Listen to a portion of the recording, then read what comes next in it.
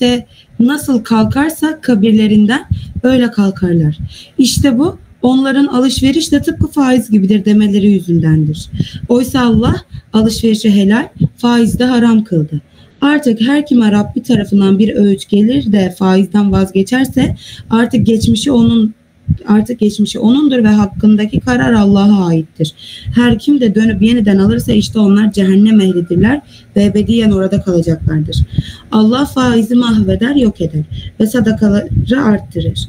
Ayrıca Allah inkarda ısrar eden günahkar kafirlerin hiçbirini sevmez. İman edip iyi işler yapan ve namaz kılıp zekat veren kimselerin şüphesiz Rableri katındaki mükafatları kendilerine aittir. Onlara bir korku yoktur ve onlar üzülmeyeceklerdir. Ey iman edenler! Allah'tan korkun ve eğer gerçekten müminseniz faiz hesabından geriye kalanı bırakın. Yok, eğer böyle yapmazsanız o zaman Allah ve peygamberinden kesin bir savaş açılacağını bilin. Eğer tövbe ederseniz ana paranız sizindir. Ne zalim olursunuz ne de mazlum. Eğer borçlu sıkıntıda ise o zaman kolaylık tanıyıp beklemelisiniz. Bununla beraber sadaka olarak borcunuzu bağışlamalısınız. Eğer bilirseniz hakkınıza daha hayırlıdır. Döndürülüp Allah'a götürüleceğiniz ve hiçbir haksızlığa maruz kalmadan herkese kazandığının tamamıyla ödeneceği öyle bir günden korkup hazırlık yapın. Sadakallahu lazım. Euzubillahimineşşeytanirracim. Bismillahirrahmanirrahim. Subhaneke la ilme lena illa ma allamtena inneke entel alimul hakim. ولما رغب تعالى في الإنفاق في سبيله لما فيه من التعاون والتكافل بين المسلمين Allah Teala yani teşvik etti. Ragibe fil infaki yani infak etmesinden Allah Teala teşvik etti. Fi sebilihi Allah yolunda infak etmeyi teşvik ettiği neden teşvik etti? Lima fihi min taavuni ve tekafuli. Çünkü orada bir yardımlaşma var ve var. Tekafül de yani omuz omuza vermek, dayanışma var ha. Değil mi? Beynel müslimine Müslümanlar arasında hem tekafül var hem de bir de taavun var. Allah Teala bu lemin cevabı geliyor. وَلَمَّا رَغِبَ حَذَّرَ مِمَّا يُنَاقِدُ ذَٰلِكَ Allah Teala uyardı, hazzara uyardı, değil mi? مِمَّا يُنَاقِدُ ذَٰلِكَ buna zıt olan şeyleri, buna nakit olan şeylere Allah Teala uyardı. Ve riba, o da ribadır. Fekale, dedi ki اَلَّذ۪ينَ يَتَعَامَلُونَ بِالرِّبَا وَيَأْخُذُونَهُ لَا يَقُومُونَ يَوْمَ الْقِيَامَةِ مِنْ قُبُورِهِمْ اِلَّا مِسْلَ مَا يَقُومُ اَلَّذ۪ي بِهِمْ مَسٌّ مِنَ الشَّيْطَانِ. Evet, bu diyor riba ile muamele eden kişiler. Yani ribayı alışveriş yapanlar ve ya'khudûnehu ve ribayı alıyorlar. O ribayı alıyorlar. La yakumune min kubulihim yevmel kıyamet. Yani kıyamet gününde kalkmıyorlar kendi mezarlarında. İlla misle ma. Aslında illa misle men demiş olsaydı ama burada ma demiş. İlla misle ma yakumu bihi ellezî messe emine şeytani. İlla onun gibidir. Yani bu kişi gibidir. O kişi ki yakumu ellezî yakumu kalkıyor. O kişi ki messe şeytanu. Şeytan onu çarpmış. Yani birisi şeytan onu çarparsa nasıl yerinden kalkar? Bir bu tarafa düşer, bir o tarafa düşer. Düzgün yürüyemez değil mi? İşte kıyamet gününde alışverişi riba ile yapanlar da kabirlerinden kalkarken sanki şeytan onlara çarpmış gibi olur. Bak, böylece yaku min kabrihi yani mezarlarından kalkar, yakbitu böyle sallanır böyle bu tarafa o tarafa. Kema yakbitu nasıl ki sallanıyor böyle oluyor. Men bihi sar'un. Bu sar' da şeydir ha. Bu nedir? Yani mesela bir Sara hastası var ya, Sara hastası. Sara hastası insan nasıl böyle kalkıp düşüyor, oluyor. Sanki Sara hastası gibi bu tarafa o tarafa sallanıyor ve düşüyor. Fi qiyamihi ve sukuti. Kalkmasında ve düşmesinden Sara hastası gibi bu tarafa o tarafa sallanıyor, düşüyor. Neden? Zalike bi sebebi ennehum istahallu ekler riba. Çünkü bunlar ribayı halal ettiler. Ribayı halallaştırdılar. Yani istahallu yani talabu hille ekli riba. Yani ribanın yemesini, halal etmesini talep ettiler. Yiyorlar. وَلَمْ يُفَرِّقُ بَيْنَ الرِّبَا وَبَيْنَ مَا أَحَلَّ اللّٰهُ. Ve Allah'ın helal ettiği bey ve riba arasına bir ayrım yapmadılar. Yani dediler, gelsin ne olursa olsun, helal olsun, haram olsun. Bey olsun, riba olsun. Min mekasibil bey'i. Helal olan da min mekasibil bey'i. Bey'in böyle elde ettikleri şeyler. Bunlar helaldir. Ama riba haramdır. Bunlar fark etmediler. Fekalu dediler ki innemel bey'u mislur riba. Ya bu alışveriş de riba gibidir. Fi kevni helalen. Nasıl bey' helalsa riba da helaldir. Aynıdır. Ne fark eder? Fekullu minema yueddi ila ziyaretil mali ve nemayi. Her biri de hem alışveriş hem de riba, bu her biri de neye yol açıyor? Bu malın artmasına ve gelişmesine yol açıyor. Onun için hepsi aynıdır. Faradallahu aleyhi ve abtala kıyasa ve ekzebe. Allah Teala onlara reddiye olarak ve onların kıyas yaptığı, yani ribayı bey'e kıyas ettiği, bunu iptal etti ve ekzebe, onları yalanladı. Allah Teala dedi ki ve beyye. Allah Teala beyan etti. Ennehu Teala ehellel bey'e lima fihim min nef'in amin ve gasin. Bak. Ve beyyene ennehu Teala. Allah Teala beyan etti. Ehellel bey'e. Allah Teala bey'i helal kılmış. Neden lima fihim min nef'in amin ve gasin. Yani hem genel hem özel olarak herkesin yararı var alışverişte. Ama ve harrama riba, ribayı haram kılmıştır. Neden? Lima fihi min zulmin ve eklil emvalin nasi bil batil. Çünkü burada zulüm var. Ribada zulüm var ve insanların batıl yolla insanların malını yemesi var. Yani halal yolla değil. Batıl yolla insanların malını yemesi var. Bila mukabilin karşılıksız olarak. Femen ca'etu mev'izatu min rabbihi. Kim Allah'tan gelen bir vaaz ve nasihati ona gelirse fiye ennehi ve tehziru min riba. O vaazda, o öğütte evet Allah'ın yasaklanması ve Allah'ın sakınması var ribada. O zaman o fentaha anhu, o da ondan sakınırsa ve tabe ilallahi minhu ve ondan Allah'a tövbe ederse felehu mamada min aksir riba. Mesela eskiden de riba almıştı. Bu tabi yani cahiliye döneminde kastediyor. Cahiliye döneminde sahabelere hitaben diyor, cahiliye döneminde siz ribayı aldınız. O nasıldır? Allah Teala onu affeder. Eskiden aldığınız, geçmişten yaptığınız riba, Allah onu affeder. Sadece Allah'ın yasağı size geldikten sonra eğer elinizi çekerseniz Allah onu affeder. Abagla isme aleyhi. Ondan sizin için bir günah yoktur. Evet. Ve emrehu, Allah Teala emrediyor ve emruhu ilallahi. Onun emri Allah'a aittir. Fîmâ yestakbilu ba'de zâlike. Bundan sonra gelecekte onun durumu Allah'a ait. Ve men âde ile akhzir riba ba'de en belegehu ennehu minallahi. Allah'ın yasağı ona tebliğ ettikten sonra tekrar kim ribaya dönerse ve kâmet aleyhil hüccetu ve delil de onun aleyhinde ikame ettikten sonra Allah yasaktır demiştir. Bu delil kaim olduktan sonra kim böyle yaparsa fakat istihakka duhulen nari, o ateşin girmesine hak ediyor vel huludi fiha ve orada kalıcı olacak. Ama nasıl kalıcı? Ve hazil hulud fin nari ateşte kalma. Bu ateşte kalma ebediyet el maksud bi eklur riba müstahillen lehu. Kim faizi yiyip onu helal olarak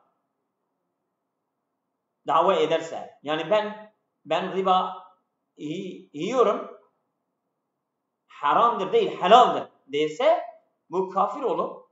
Kafir olunca ebediyeden cehennemde kalır. Ama ben faizle yiyorum, vallahi biliyorum da haramdır ama ben yiyorum. Bu kafir olmaz, bu ebediyen cehennemde kalmaz. Çünkü ancak ebediyen cehennemde kalan kafirler. فَاِنَ الْخُلُودَ دَائِمَ فِيهَا لَا يَكُنْ اِلَى الْكُفَّارِ Cehennemde ebediyen kalmak ancak kafirler içindir. Ama ehl-i tevhidi فَلَا يَخُلُودُونَ فِيهَا Ama tevhid ehli orada ebediyen kalmazlar. Bizim bir hoca vardı medresede.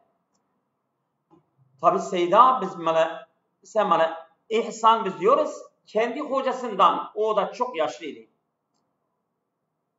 Seyda Mala Şemsi'den sordu. Seyda dedi, neden hocam bu faiz haramdır ve bey helaldir? Neden?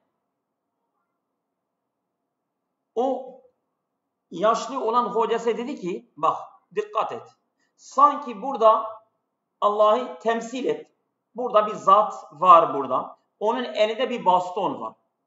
Bastonunu attı. Birkaç metre uzaklıkta sana diyor ki git getir. Sen hiç ses çıkartmadan teslim olacaksın. Kalkıp gidip getireceksin. Ses çıkartmayacaksın. Teslimiyet budur. Yok senin elindeydi şimdi baston. Sen niye bastonu oraya attın? Ben niye gidip getireyim diyemeyeceksin. Allah'ın emirlerine teslim olmak böyledir. Allah demiş bey helaldir. Riba haramdır. Bitti. Teslimiyettir. Böyle cevap verdi. Evet. Şimdi evet devam ediyoruz. وَلَمَّا ذَكَرَ اللّٰهُ الْاِنْفَاقَ fi sebilihi ve ehzur riba. Allah Teala bu kendi yolundaki infakı zikrettikten sonra ve riba almayı da zikretti. Beyyene el farka beynehuma aralarındaki farkı beyan etti. Fil cezai mükafatta. Yani Allah yolunda sarf etmenin cezası ayrıdır. Ama riba almak cezası nedir? Onu da söylüyor Allah Teala. Fakat yulikullahu el-mâle rabeviyye. Allah Teala riba ile alınan mal, Allah onu helak ediyor. Ve yuzibu götürüyor. İmma hissen, yani böyle görülen, belli olan bir şekilde bir teleffihi ve nehvi zalik. Onu telef ediyor ve benzerli şekilde Allah o mala telef ediyor, götürüyor yani hilak ediyor. Faizle alınan mal. Ev ma'ne, ya da manevi yönde o mal helak oluyor. Nasıl? Binez'il bereketi minhu. Allah Teala bereketi o maldan çıkarır. Bereketsiz olur. Ve yezîdü sadakati. Ama sadakalarla gelince bu faiz değil. Ve emme sadakatu, yani Allah yolunda harcanan o sadakalar, evet, emme sadakatu ve yenmiha. Selamünaleyküm.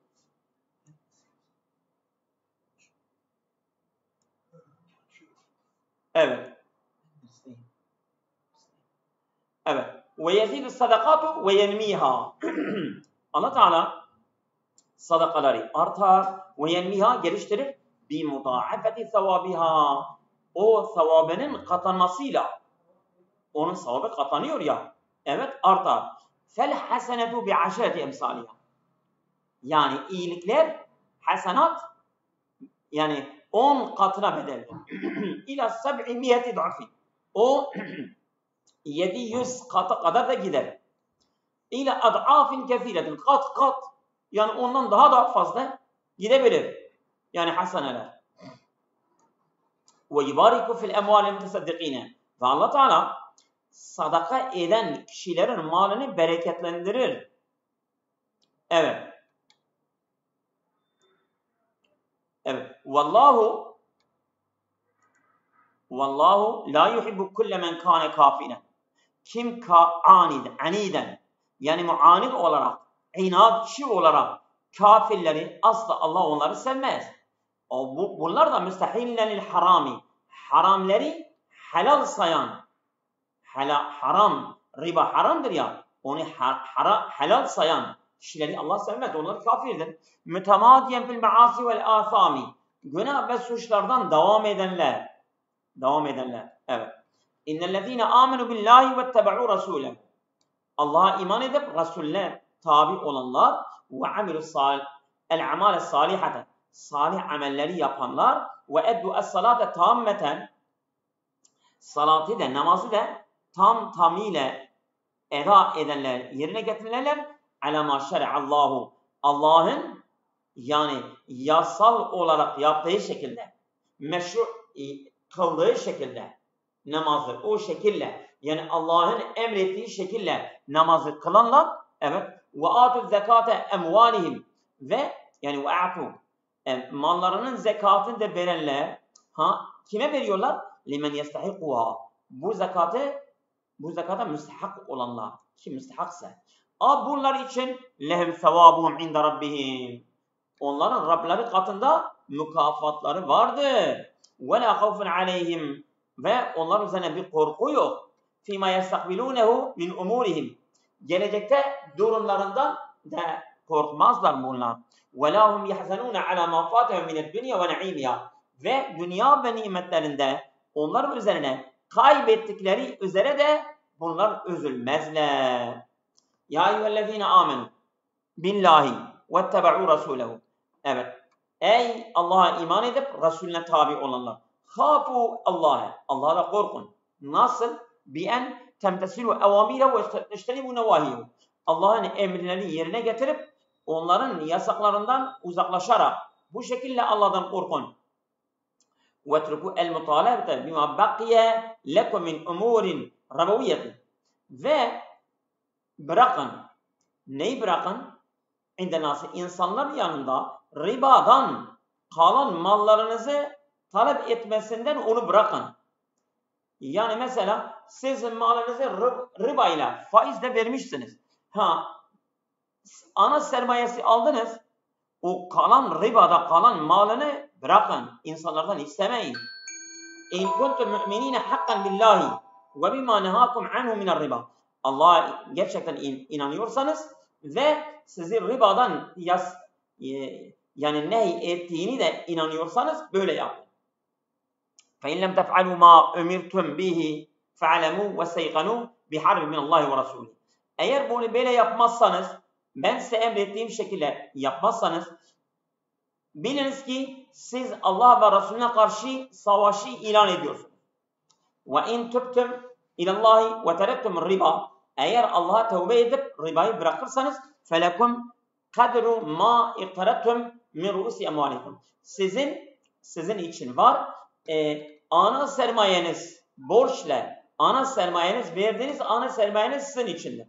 Ama faizi hariç. La tazlimune ehaden bi ahzi ziyaretin ala ra'si emvalikum. Siz hiç kimseye zulmetmeden, yani ana sermayeden fazla olanları almadan, ve la tuzlamune bin naqsi minha, ve ana sermayeden eksik olarak da size de zulmedilmez. Ve imkane men tutalibunehu biddeyni mu'siren. Eğer mesela borcunuzu istediğiniz kişi eğer yani zor durumda ise, fakirse, la yecidu sedde deynihi, yani borcunu kapatamıyorsa, fe'akhirû mutalebetehu ila en yeteyessere lehul mâle. Onu tehir edin, ondan mali istemeyin, ta ki yani ona müyesser olduğu mali verecek duruma gelinceye kadar ona bekleyin. Ve yecidu ma yakdi bi edeyne, ve bulacak o deyni kada edecek bir şey bulursa. Ve en tesaddaku aleyhi bi terkil mutalebeti bi deyni. Eğer bu deyni talep etmesinden onu bırakıp ona sadaka olarak verirseniz, ev iskatu ba'di minhu, ve o deynin yarısını ondan almazsanız, hayrun lekum, sizin için daha hayırlıdır. İn kuntum ta'lemune İn kuntum ta'lemune. Eğer bilirseniz ki fadlu zalike. Bunun faziletini bilirseniz sizin için hayırlıdır. İndallahi Allah katında. Ve khafu azabe yevmin turcaun fihi cemi'an ilallahi. Hepinizin döneceğinizi bir günün azabından korkun. Kıyamet günün azabından korkun. Ve tekumune beyne yedeyhi. Allah karşısında böyle duracaksınız. Sümme tu'ti kulle nefsin cezâe mâ kesebet min hayrin ev şerrin. Her nefsin hayır ve şer olarak elde ettiği şeyin cezasını verilecektir. La yuzlamune bi naqsi sevabi hasenatihim. Hiç kimse yani iyiliklerin mükafatının eksilmesiyle zulmedilmez. Ve la bi ziyadetil ukubeti ala seyyiatihim. Ve günahlarının azabında da herhangi bir fazlalık da olmaz. Min tavadil ayati, ayetin faydalarından min azamil kebairi eklur riba. Yani büyük günahların en büyüğü nedir? Bu ribanın yemesidir. Ve liyâda vaadallahu teâlâ âkilehu bil harbi. Allah Teala onu tehdit ediyor, savaşla onu tehdit ediyor. Ve bil mahki fid dünya, dünyada onun malı yok olur. Vel habti fil ahireti, ahirette de bu sarhoş gibi olur ha. Yani sara hastası gibi olur. El-iltizamu bi-ihkâmi şer'i fil muamelati el-maliyeti, mali muamelelerde şeriat hükümlerine bağlı kalmak. Yenzilül berekete, bereketi getirir. Ve nemâ fiyâ, ve geliştirir ve çoğaltır. Fadlu sabri alel-mu'siri. Eğer birisi fakirse ona sabretmenin faziletinden bahsediyor. Ve tehfifi anhu bi tasaddaki. Ve ona sadaka vermekle onun üzerine hafifletmek var. Evet, bir tasadduki aleyhi bi ba'd deyni ve kulli. Ya o borcun hepsini ondan almaması ve onun veyahut yaresinin almaması. Evet, şimdi ezan zamanıdır. Evet, camiye